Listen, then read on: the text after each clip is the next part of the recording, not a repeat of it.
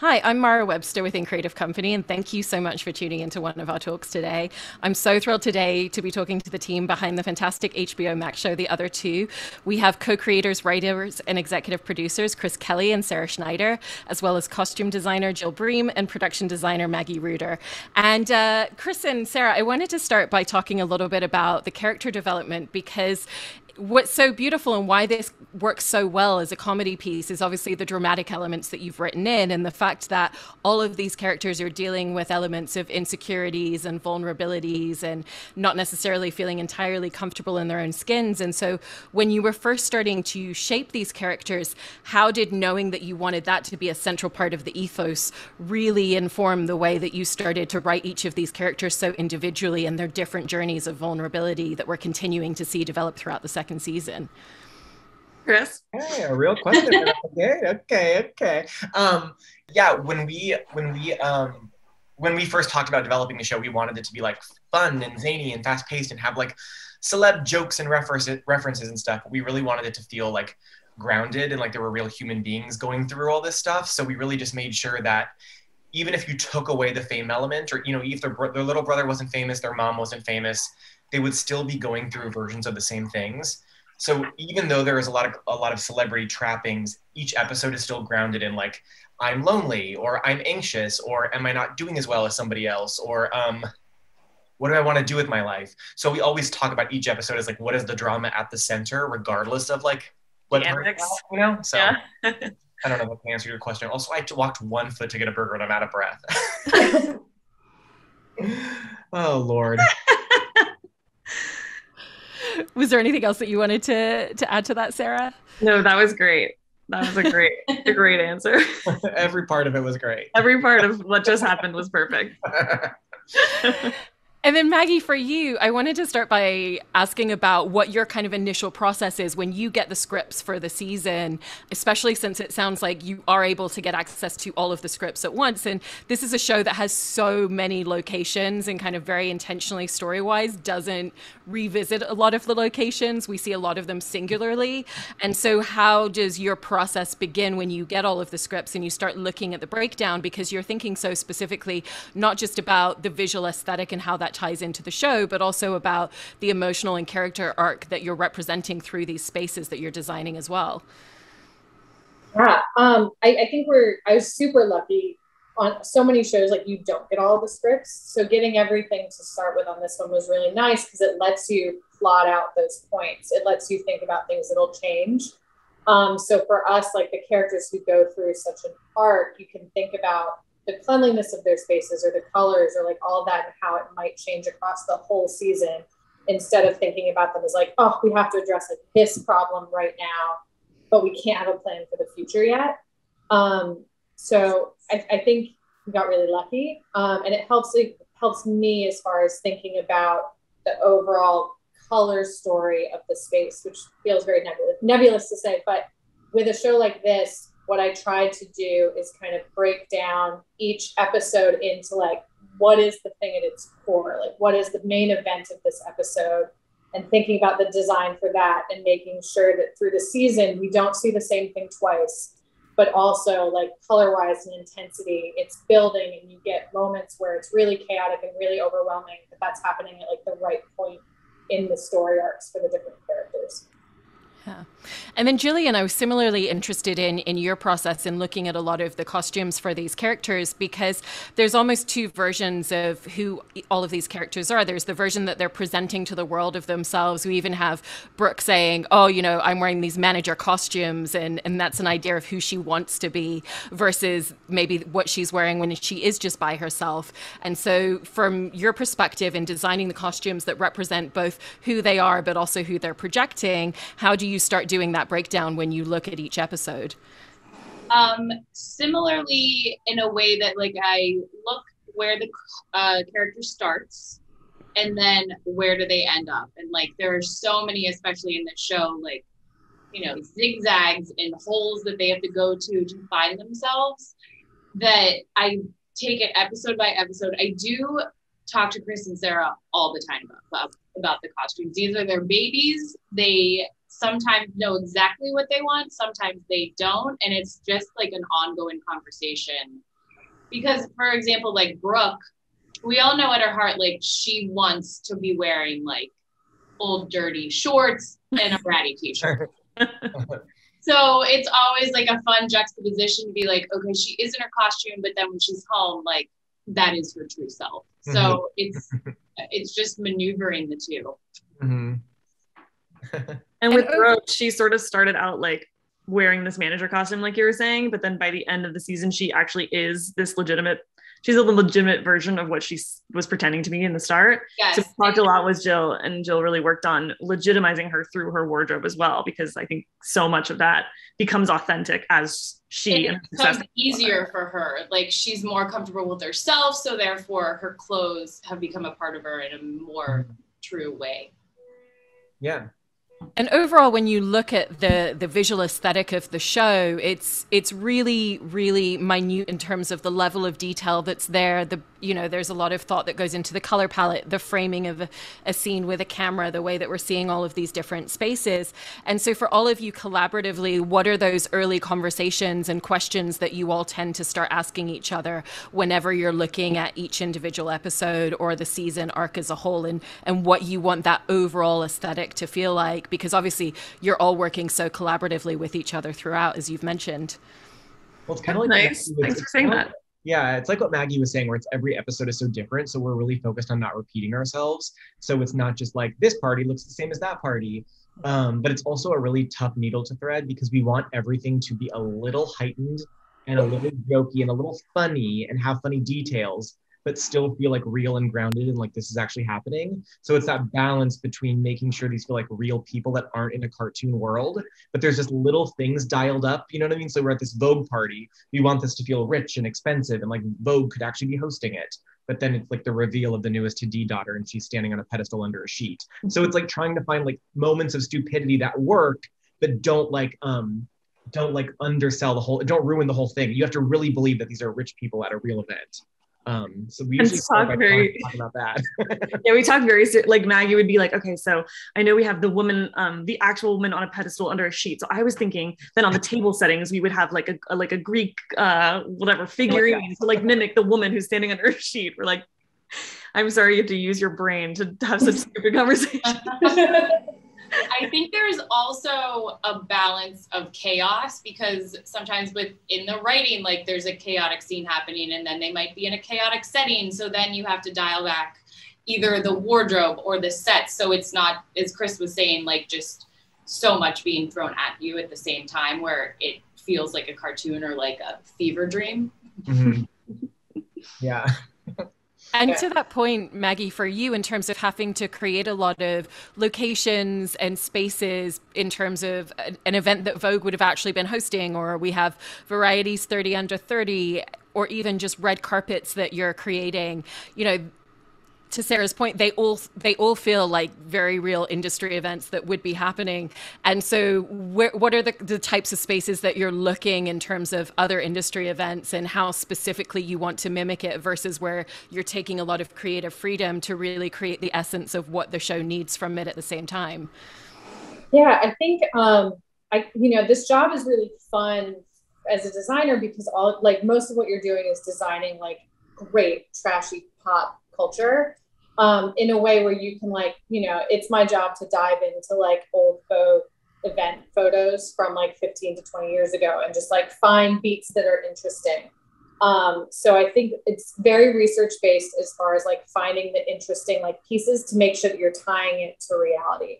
I think with the Vogue party, and specifically it was like the Grecian thing is a thing that would have been right for a party, but how do we twist it to like make it right for our version of a party? And I think specifically finding those beats and finding fun visual ways to dial it up so that it makes sense, but is more fun and more over the top. And I think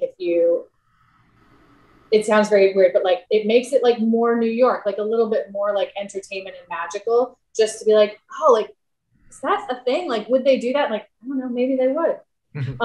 So I think it's really fun to get to play with pop culture and get to do that research, and then also looking at like the most current trends, the most current event planners, and like seeing that work, and then how do you push it forward to make it real, but also unique and very, very different when you're seeing so many different ones come over the season.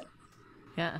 I was also kind of interested for all of you in terms of a lot of the branding that comes into the show as well, because it's not something where a brand is just placed in the background, but it really becomes part of the story. There's an entire scene which revolves around Chex Mix, or we're seeing Voss water on a red carpet. And so how do you all work to kind of really consciously incorporate those, but in a way that actually tells a story at the same time and tells us a lot about the characters? That's good. I mean, that's really hard. That really is like so many emails, but like Sarah's talked about this before, but we just are really big on wanting to hear like real celebrity names, real television shows. Like we want to like say Google and say Chex Mix and not have like a fake chip or a fake celebrity, because it really takes you out of it. Like we were saying, you really want to buy that these people are going through this. And so we don't want like random things you've never heard of. So like, yeah, even down to like on step and repeats, like on 30 Under 30, we want like Charmin's on there, which A is funny because like she's having her big, beautiful moment and she's standing in front of the word Charmin. But like we also like that it legitimizes it. You're seeing real brands and movies and names. So it just makes you not think about it. You're like, oh yeah, she's really here. He's really here. So we're that level of like brand stuff is for extra comedy jokes and also just to help make it feel authentic, I think. But it's a lot of going down a list and being like, will Chex Mix let us do it? Will Lay's let us do it? Will Doritos let us do it? No. Bagel Bite's always on board. They're the best. Yeah. What is so good about the branding, and I think then using so many, you know, real life things we all use, like we all use Bagel Bites, but then we take something like Pat, like her branding, I think in the way that she dresses and then her set, like it all comes together, and I think it's like a beautiful marriage of a real show. Like I would forget at the beginning that I wasn't actually working for the Pat show. Yeah. No, and I'm so glad that you brought up Pat's show on this season, because you know, it's an amazing storyline, but again, it's also so meticulously designed and feels like an actual show that we're able to watch on television, you know, and that we should be able to watch as well. And Jillian, because you were mentioning a lot of the detailing in that, it's not just about what Pat's wearing as a presenter and working in collaboration with the hair and makeup team for that overall visual look. It's also the fact that you're then designing the audience and the people that she's connecting with. So what was that journey of really finding those pops of color and that particular styling for all of the actors in those scenes? That started at the beginning. I think Maggie and I spoke really early on. We were like, okay, what is the core of Pat? And we were both like, it's teal and purple. So you take those, and some, what were her other colors? Oh, like a peachy, you know, a lovely blushy peach. So you take that within her wardrobe, and then, you know, we expanded onto the set. And then, of course, now that she has fans, these people in the audience want to be her in a way, and they love her. So they're going to dress for her. So it all just kind of came from the inner Pat. Yeah. And Sarah and Chris, you know, talking a little bit more about Pat's show as well. I think the reason that it translates so well in a lot of the scenes on screen is that the show is so authentically her. Out of all the characters, it feels like she's actually the one who is comfortable in her own skin and, you know, still wants to call her kids in the middle of the show and just check on how they're doing. And it never occurs to her that they don't even realize they're on a television screen on a national platform until they pick up. And so what was the collaboration between the two of you in really finding a lot of those details, and then even just playing around with the comedy where it's things like her entire audience saying, you know, give yourself a pat on the back, and the comedy of really involving the audience as well as Pat? We do talk about that we're like, that's part of the reason that Chase was so successful in season 1, and now why Pat is so successful in season 2, is because they like kind of know who they are, and they're just authentically like, this is who I am, and I'm comfortable in my own skin. And yeah, like she, like what you see is what you get with her. She is like thrilled to have this opportunity. She's like very open with her fans. People watch her and they're like, that's me, I could be her.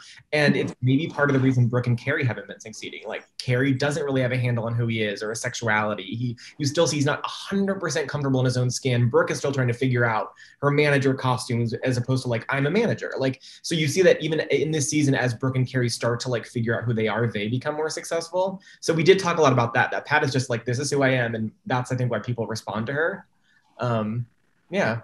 And then we basically just like sourced what she would do on her show from what we think our aunts and moms friends would do if they just got a talk show out of nowhere and like moved from suburban New Jersey to have a TV show that they would literally ask a woman who works at Rite Aid on the show because they think that she is Mayim Bialik, and it's absolutely not her.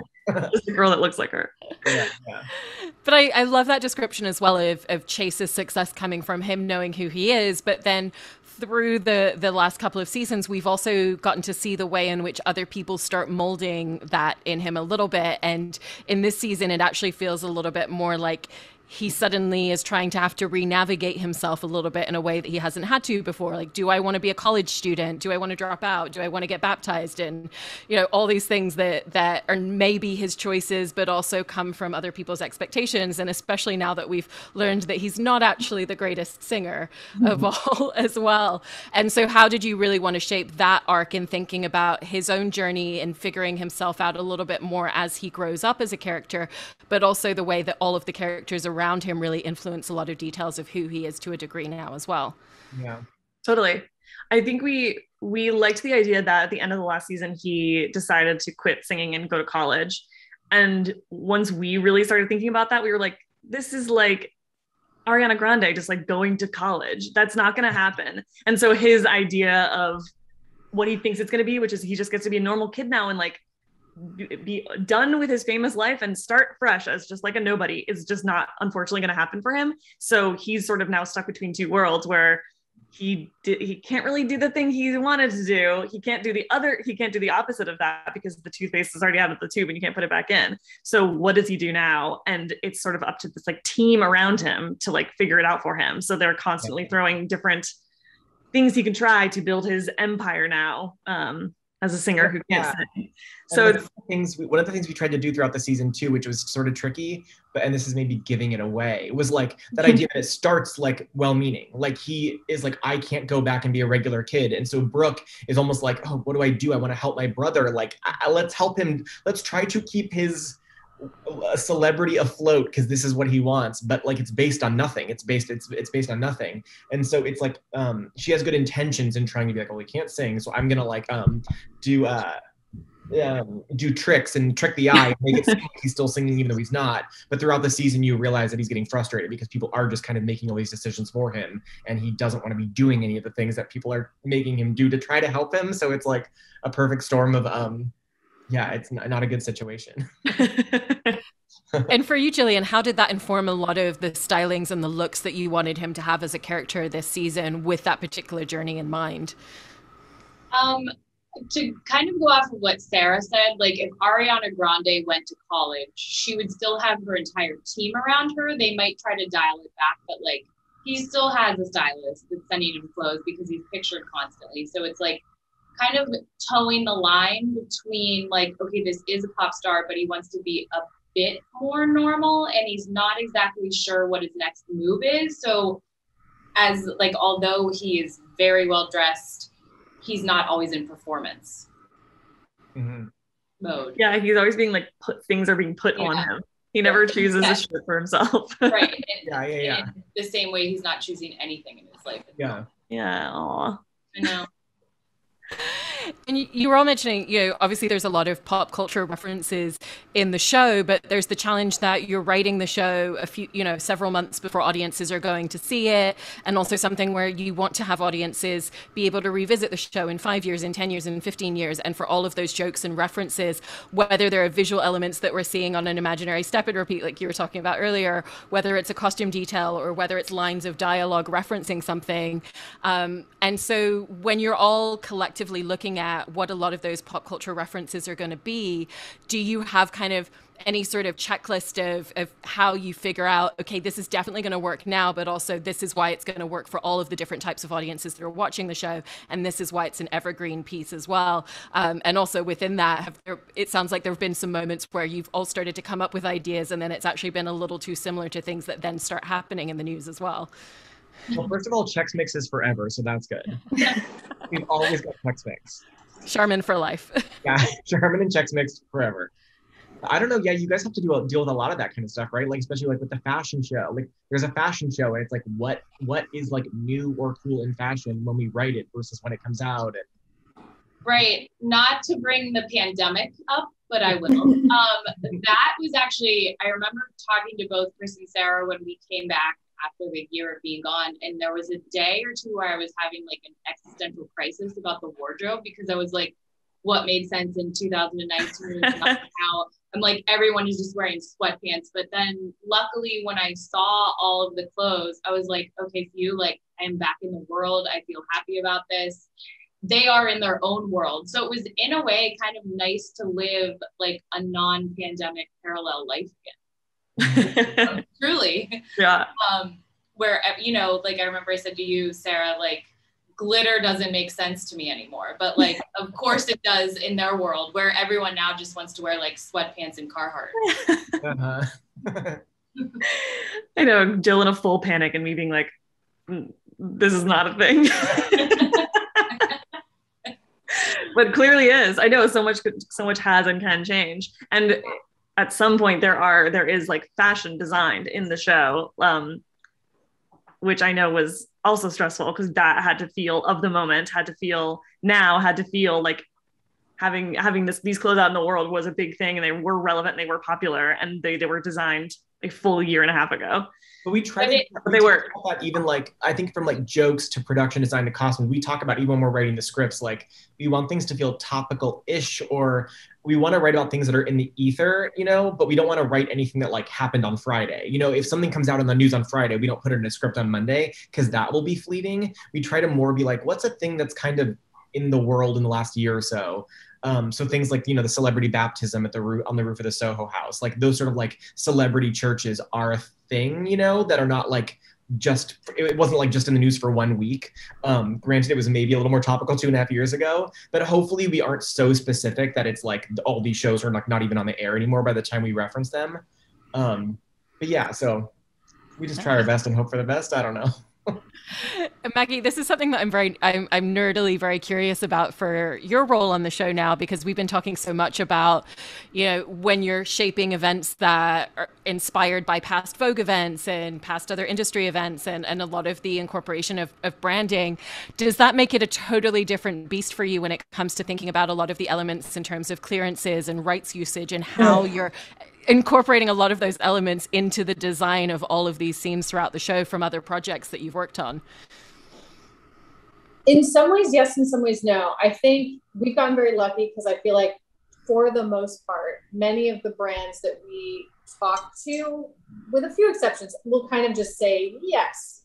And then for things that we get a no on, we also are very lucky, because it makes sense in our world. We have so many real brands that we're able to bring in, and we have such talented graphic designers working with us that when we do have to create our own branding and bring it in, it feels seamless to me. Like when I've rewatched the show, I'm just like, oh, that was fake, but it feels like, you know, it feels real, and it's well researched, and it fits in the broader world, because we've been able to plan out these events so well. So I think clearance wise, you know, there's always going to be like big artwork, and shooting in big, beautiful locations always have giant artwork. So we've dealt with a couple of those things, but they're solvable. And I think when you're a show that people are generally into, and it's not about murdering people, then brands are very okay with working with you. So I think we're able to strike that balance. They're worried that if they say no, it'll seem homophobic. So they're like, I think we have to let them do this. And then Sarah and Chris, with your collaboration together in creating the show and writing it, obviously when you're working on something like Saturday Night Live, you're having to move at such an incredibly fast pace. And obviously series episodic writing for television is still moving at a really fast pace, but it's a different scope, because there's more opportunity to step back and really look at the big picture and to think cohesively about the arc throughout a season in terms of both the big details and a lot of the minutia. And so in terms of the way that the two of you work together and write together and really think about those aspects, how has your collaboration and style of writing together really evolved in working on this show because of that? Yeah, we talk about this a lot, actually, that it's both a blessing and a curse, because at SNL, we had the luxury of like being done with something in a week and then getting to start on something else. You would just put something up, it would either bomb or do great, yay or boo. And then the next week you'd be like, all right, starting over. And we've now been working on this season for 2.5 years. So that's a very different turnaround time. I know, we were like, we want to leave SNL and have more time. And they were like, all right, bitch. Yeah. One more time? And we are very, like, because of working at SNL, and Jill also works at SNL, so she gets it. You're very hands-on there. Like, as the writer, you not only write the script, but then you talk to the set department, you talk to wardrobe, you talk to Harry, you talk to everybody, and you talk to the director, and you're so hands-on, we loved that. And that was so fun to be so involved. But now you're doing it for like 5 hours of content. And so that is a lot of detail work that we still care about, unfortunately, that now is probably annoying to everyone we work with, but we still care on that level. And so that's the other difference, is just there's so much more to juggle, and why it's very lucky we have people like Jill and Maggie who are on top of their shit. Yeah.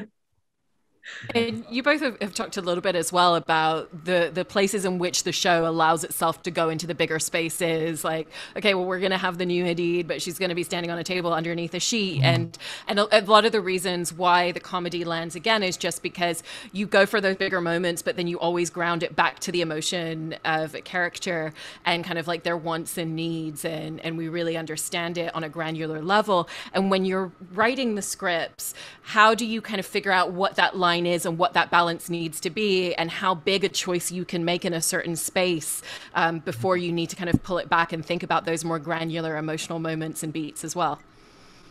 Yeah. Well, we start by talking about, like, you know, kind of even what Jill and Maggie were saying, like, where do they start at the beginning of the season? Where do they end at the season? You know, like, what are the emotional beats that each episode needs to have in order for them to get there? Like, we really do start by talking about each episode emotionally and dramatically. And, like, you know, in episode 4, Carrie decides to break up with his boyfriend, and is really like feeling like he got into this relationship because he felt like he was supposed to, and it was safe and it was wholesome and it was, you know, PG, but he wants to like fuck and date casually and mess up and just explore more. And so that is a very like grounded drama. And so I think because we had such a grounded big drama, it allowed us to like be dumber and sillier leading up to it. So it's kind of always calculating that balance. Or like Brooke in that same episode is lonely, and so she doesn't have time to meet men, and so she like books a bunch of hotties on her mom's show and then asks them all out while they're there, which is sort of like sitcom-y, but it's all to a means to an end of telling a story about this woman who is like deeply lonely, and like ends the episode like alone in her big apartment. So yeah, we always just make sure that like, yeah, you can have a Hadid under a sheet, but it's like yada yada yada. It's to tell a story about like, oh, Brooke thought this job was going to be something, but it's not. Or you don't start with the Hadid, you add the Hadid. You add the Hadid. But we will. But that is usually how it works. We will. Yeah. Well, it can't just be party. Like for a while, I remember that episode we had like Vogue party. And I think that episode was fine, and we didn't need to add something, but we were like, we want a dumber element to it. We want like the joke, and we don't really reference her that much. It's only a couple lines, but we like that added bonus of in the background of a normal dramatic scene, there's just a woman under a sheet back there. Same with like in the pilot, the like restaurant opening. That was just like a restaurant opening for a while. And then we were like, well, it can't just be a restaurant. That's so boring. Let's have it be like Lily's Asian Fusion Restaurant, which was Maggie's child that she birthed. Yeah, we like to add a very subtle small joke that's a huge production nightmare. Yeah. We like to type 4 words and then make 3 lines that 10 people in hell hours of work. And then lastly, for each of you, I just wanted to ask kind of what's the biggest thing that you feel you've had the opportunity to learn about your craft as a creative in working on this show? And Jillian, I'm going to come to you first. This is a spoiler, but I had to design an entire fashion line based on someone else's vision, which again is something that I am lucky to do a lot in the show. Like, I'm not just dressing Chase, I am also his stylist. And then I'm also Molly's stylist as Pat. And then to get into Lance's head was exciting in the first place. But then like, look at like, what is cool to Lance? So then I had to go from there. So it wasn't necessarily what I would design, it's what he would design, which is, I think, something that I never thought I would be able to do. One, just, you know, design a line, but then to do it through the eyes of a street-styled male was a real hoot. And how about for you, Maggie? I think the thing that I found I learned the most about and also like had the most fun doing was designing this like very grounded fun world that these guys live in, but then also always making sure to like find the joke and writing to the joke a little bit. I've worked in comedy mostly, and I think this one show is very specific because it's real, and the world that they're in is real, and then you have to push like 10% over in a joke that makes sense and doesn't draw attention away from everybody else, but that you get like if you're watching behind them in any of like the big party scenes, like there's jokes back there, and they're subtle and they're there, but they don't take away from what's really happening with the characters. So I think getting to push that world of like the design looking good, feeling lived in, supporting the writing, but then always having like that extra 10% of writing, of designing it for the joke. Yeah. And for that you, was so Sarah? we'd show up to sets and there would just be like little jokes all over the place. It was so much fun. For that celebrity baptism, I remember showing up and there was my favorite. All these like signs and place cards and things that had jokes on them. I was so and the way like the lighting was designed, like in the party, that it was like in the shape of crosses. Yeah, the crosses. Like, everything was there is so much detail work. It's very cool. I mean, and this is going back to something you talked about earlier, but like one of the most fun things about this season was like Jill and Maggie designed so many different things that like each episode has so many looks in it. Like the fact that she's at this Vogue party that we keep referencing, but at the same time she's also stuck in the Pat world on a phone call with Chex Mix and then has to run to Chex Mix. That like they do such a good job of doing polar opposite. Like Chase and Pat are so polar opposite in their look, and you can like feel it throughout the show. Like we can bounce back and forth, and it's like bright and neon, and then it's like pastel, and then it's like dark and cool, and then it's like the brightest thing you've ever seen. So it was like fun to like, especially and we shoot so out of order, but now that we've been editing the episodes and like they exist now, I was telling Maggie this last night. I was like, that was a lot of locations, and she was like, it was a lot of locations. Yes. Yes, it was. But it really has been impressive. I mean, the amount of stuff that they were able to do in such a short amount of time was crazy. It has been. And for you, Chris and Sarah, what do you feel have been your biggest takeaways in terms of the things that you've learned about yourselves? That I never want to work again. No, we really, I think tired. This season, we need a vacation. No, this season is really big. There's like, we're juggling Pat, we're juggling Chase. They're both famous. We have the other two, we have Reader, we have Lance. And so there were a lot of stories that we wanted to tell with a lot of characters, and just making sure that everyone's story is kept alive through an entire 10 episode arc of television, and that they land at the end in an emotionally satisfying way was a lot of hard work, but really a good challenge. I hope that we did. I hope we did it. I'm talking like, and of course we've succeeded, but yeah, and we've like pushed into genre and stuff this season, and some slightly wackier stories that just are a little bigger. So finding the balance between they're still grounded, but we are sending them on slightly wackier journeys. Maybe a thing I've learned, I don't know, or is that I like the drama as much, if not more, than the comedy. Or like we talked about a little bit, like the zingers are funny and all the little details are good, but we have such a great cast, and like to like land those episodes and those like human moments, I'm like, that's like so satisfying. Like, you know what I mean? Like an episode can work if it's a little less funny, but it doesn't work if it doesn't like have any sort of like human being in the center. And so yeah, that's the thing is I've liked, is I really like our cast can do it all too. So our cast can be very zany and look stupid and like humiliate themselves left and right, but like they're the drama. And so I've just really learned that I like that and want to do more of that. And my favorite parts of this season are when it kind of surprises you with like, oh, this is sort of like a sad, somber moment after like 20 dumb minutes of, so I think I like that. Well, I'm so impressed by the immense level of detail and minutia in absolutely every single scene in the show on every level. And so thank you so much to all of you for taking time to share all of this today. Really appreciate it. No, we appreciate you having us.